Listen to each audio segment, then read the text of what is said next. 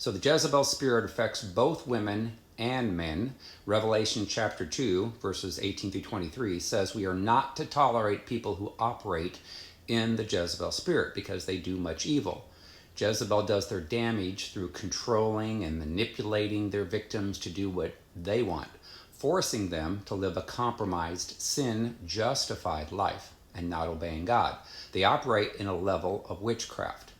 When their victims decide to break free and get away from them and no longer submit or obey their demands, Jezebel then resorts to controlling them through lying about them to others, devising a false narrative in order to get others to hate them and stop them from accomplishing what the Lord wants. Most people will believe their lies because Jezebels are great actors and actresses, and many support Jezebels to hate on their victims to stop them from doing what the Lord wants them to accomplish. In 1 Kings chapter 21, verses 1 through 16, Ahab wanted Naboth's vineyard to turn into a vegetable garden. Naboth refused to sell it to him, for he's going to give it to his kids. So when Ahab pouts about it, Jezebel notices and says, well, I'll get it for you. So she arranged a banquet, invited Naboth to it under false pretense to honor him. Instead, she had two scoundrels lie about him in front of everyone, saying that he blasphemed God and he came against King Ahab.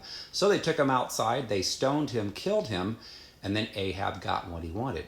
So people who are operating in the Jezebel spirit, they've infiltrated the churches and ministries, businesses, schools, and in most families and all facets of life. They are used by Satan to stop godly people from obeying the Lord and justifying sin.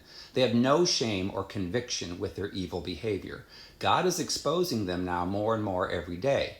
The world will call them narcissists. 2 Timothy chapter 3, verses 1 through 9 talks about the narcissists and Jezebelic people. It says we are to have nothing to do with them if they refuse to change. The only way that they can change is if they repent for their pride and rebellion, and they forgive others who hurt them when they were growing up, and then command the demons to go.